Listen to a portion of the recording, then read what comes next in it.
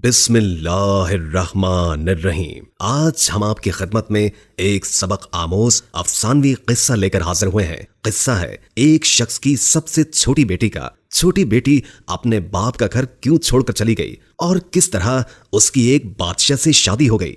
जानने के लिए वीडियो को आखिर तक जरूर देखिएगा। एक दफा का जिक्र है कि एक सौदागर था जिसकी 3 बेटियां थी। इसकी तीनों बेटियां बेहद खूबसूरत थी, लेकिन छोटी वाली सबसे प्यारी थी। उस सौदागर को अपनी तीनों बेटियों से बेइंतहा प्यार था। वो बस डरता था कि कहीं उसे कोई छोड़ कर न चली जाए। इसलिए एक दिन सौदागर ने फैसला किया कि वो अपनी तीनों बेटियों से पूछेगा कि वो उससे कितनी मोहब्बत करती हैं। वो यही सोचते हुए अपनी सबसे बड़ी बेटी के पास गया और पूछा, बेटी तुम मुझसे कितनी मोहब्बत करती हो? बड़ी बेटी ने जवाब दिया, बाबा जान मैं आपसे अपनी जान से भी ज्यादा मोहब्बत करती हूँ।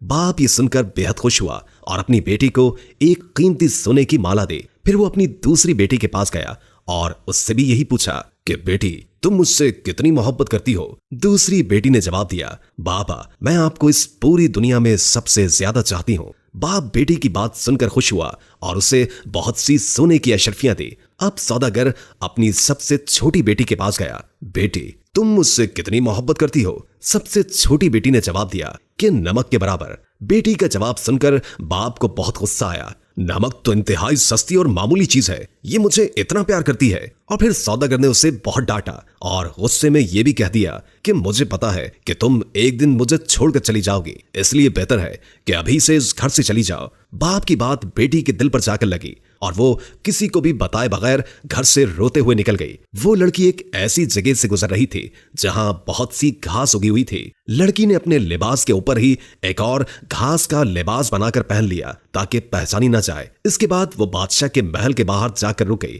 और बाहर खड़े सिपाहियों से कहने लगी कि सुनो, मुझे कुछ काम की जरूरत है, क्या तुम मुझे काम पर रख लोगे? मुझे सब काम आता है। नहीं बीबी, हम ऐसे किसी को काम पर नहीं रख लेते, जाओ यहां से। लड़की उदास हुई लेकिन फिर से इसरार करने लगी, देखो मुझे काम की बहुत जरूरत है, मेरे लायक कोई तो काम होगा महल में। इससे पहले कि सिपाही इनकार करता, एक बावर्ची उनके पास आकर खड़ा हो गया। उसने शायद लड़की की बात सुन ली थी। उसे लड़की पर बहुत तरस आया, इसलिए उसने लड़की को अपने साथ रख लिया। बावर्ची ने उसे सारे काम समझाए और उसे उसके सोने की जगह भी दिखा दी जहां और भी औरतें थी। किसी को उस लड़की का नाम तो नहीं मालूम था, तो उसका घास वाला लिबास देखकर सबने उसका नाम घसियारी रख दिया। अगले दिन महल में हलचल मची कि बादशाह एक बहुत बड़ी तकरीब का इनेकाद कर रहे हैं, उसमें हर कोई शरीक हो सकता है। तमाम मुलाजिम औरतें अपने आप को संवारने में लग गई। जब तकरीब का दिन आया तो घसियारी ने जाने से इनकार कर दिया और कहा कि उसकी तबीयत ठीक नहीं है, और फिर सब उसे आराम का कहकर चले गए। कुछ ही देर के बाद घसियारी उठी,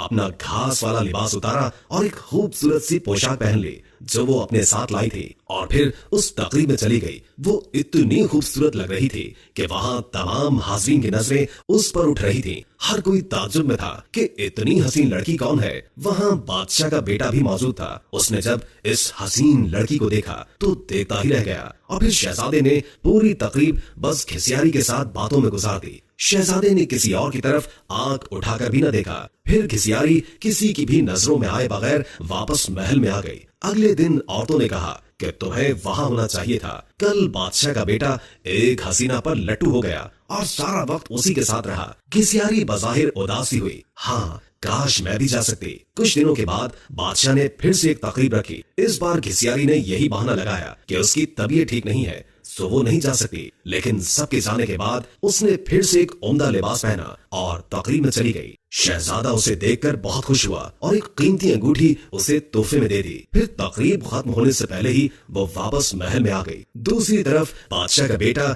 सौदागर की इस छोटी सी बेटी पर फिदा होकर रह गया था। उसने फैसला किया था कि वो अपने बाप से इस लड़की का जिक्र जरूर करेगा। अब अगली तकरीब शहजादे ने खुद जानबूझकर रखवाई ताकि वो इस लड़की से मिल सके, लेकिन इस बार घसियारी न आई। शहजादा उदास हुआ। बादशाह को घसियारी के बारे में कुछ भी मालूम नहीं था, इसलिए वो परेशान हो रहा था कि उसका पता कैसे और किससे करे। एक दिन शहजादे ने महल के मुलाजिमों से सागुदाना बनाने की फरमाइश की। घसियारी को जब ये पता चला तो उसने खुद सागुदाना बनाने की ख्वाहिश का इजहार किया। उसे इजाजत दे दी गई। घसियारी ने सागुदाना बनाने के बाद वही कीमती अंगूठी जो शहजादे ने उसे दी थी सागुदाने में डाल दी। अब शहजादा मेज पर बैठा साबूदाना खा रहा था। जब खाना खा चुका तो देखा कि प्याले में अंगूठी पड़ी है। वो अंगूठी पहचान गया और जल्दी से अपने मुलाजमीन को बुलवाया। मुलाजमीन ने बताया कि ये साबूदाना घिसियारी नामी मुलाजमा ने बनाया है। फिर घिसियारी को बुलवाया गया। शहजादा घिसियारी को पहचान न सका, लेकिन जब घिसियारी ने बोलना शुरू किया तो शहजादे को उसकी आवाज सुनकर यकीन हो गया कि ये वही लड़की है जो उसे तकरीब में मिली थी और जिस पर वो दिल हार बैठा है।